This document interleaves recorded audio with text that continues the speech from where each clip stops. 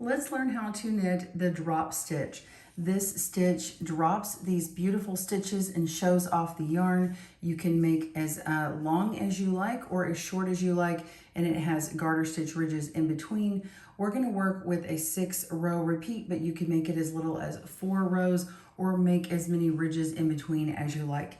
It works great with color changing yarn like this one, or you can change it on the rows where you elongate those stitches and then work a few ridges and change again. All right, let's begin. Welcome to GoodKnit Kisses. We're all about helping you stitch your love and love your stitches. To work this stitch pattern, you're just going to need your needles and appropriate weight yarn. I happen to be working with a US 8 needle today, and this is a medium 4 or worsted weight yarn. This is actually from Karen Cakes. So that is the one I'm working with today. You can use whatever you like. If you like the pattern for this infinity scarf, it's just working the width back and forth, and then you connect the ends when you're done. You can get that link down at the description in the video link below. And now let's begin. To begin the drop stitch, you're just going to cast on any number of stitches. So your preferred method of cast on with any number of stitches. I have an odd number here, and you're just going to work 4 ridges or 4 knit rows. So go ahead and do those. I'm going to go to show you my first row of knitting and what it looks like after you've done your 4 ridges of knitting, and then there's 2 rows that get you the drop stitch, and then the knit row that kind of pulls those stitches down. This is actually what it looks like when you're getting ready to repeat. Okay, so row 1 is actually knit stitches, but I wanted you to see what this looks like, because it's going to look like this every time. The very beginning row, of course, just is coming off of your cast-ons, so that's not a true way that you're going to see it normally. All right, so this is row 1. It's just all knit stitches. And again, this is just what it looks like when you get to that repeated area. So you can see how it's nice and loose. It looks different than a normal round or row here. But when you get to row 2, which is a repeat of the knit stitch, then it'll start resembling more like the ridges you're used to. Okay, so you're going to want to knit 4 rows. You can also just knit 2 rows and then move on to the drop stitch portion. So this is a 6-row repeat, but you can also make it a 4-row repeat if you prefer less of these ridges in between your drops. Okay, and now so you can see how this is a little bit loose. That's because I had the drop stitch row below it.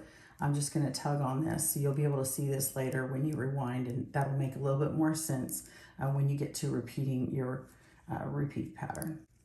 Okay, so keep working on your rows, knit stitches for 4 rows, and I'll meet you back for row 5, the drop stitch row.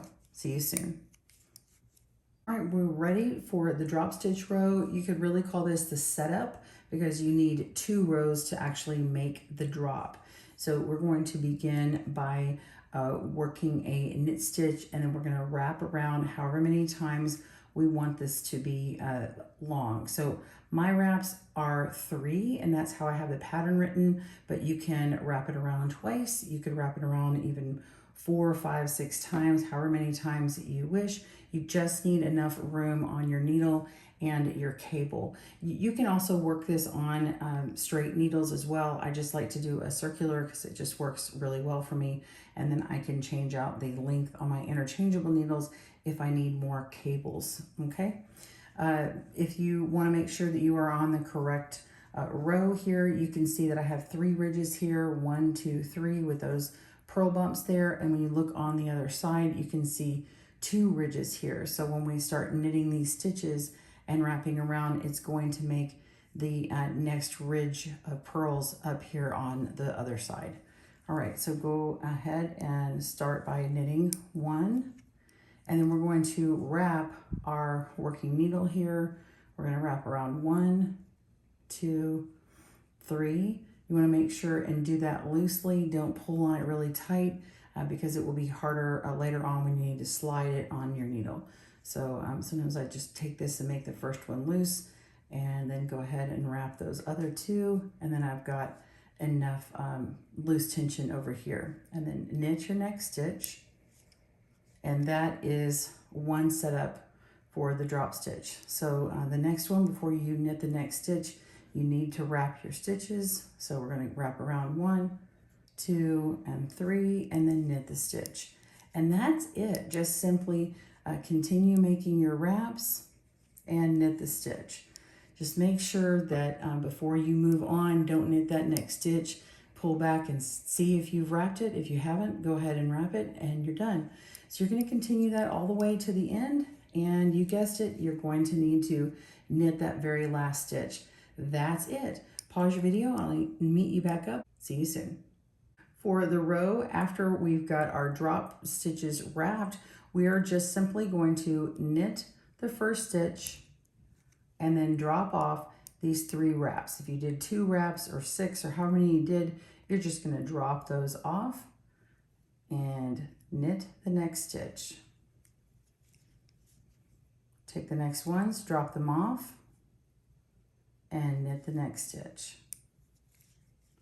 It's as simple as that. So drop the next ones off.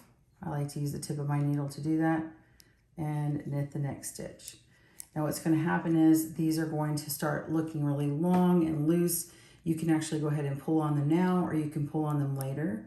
You'll need to slide your stitches down. So if you weren't loose enough before here, it'll be a little bit tighter to kind of push them down. So you may want to just work a few at a time and then push them down physically if they're not, if they're too difficult to slide easily.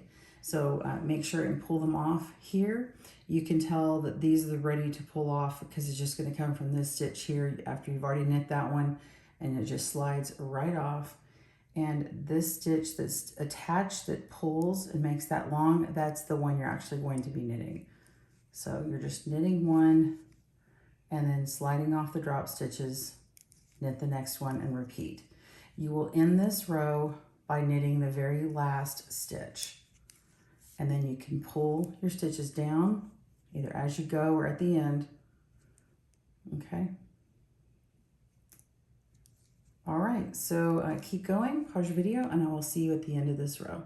So I'm down towards the end, but you can see where I've pulled this one. It's not quite showing me which stitch to use, so I can just pull on that drop stitch and it separates these, okay? And then just go ahead and knit that stitch. So if you're not sure, just keep pulling on that elongated stitch and get it right out of there, like that, okay? And then you can see them separate. So that just kind of tends to happen, or at least it happens with me sometimes when it's crowded on this needle over here. All right, so I'm almost towards the end. I'll show you how to end this.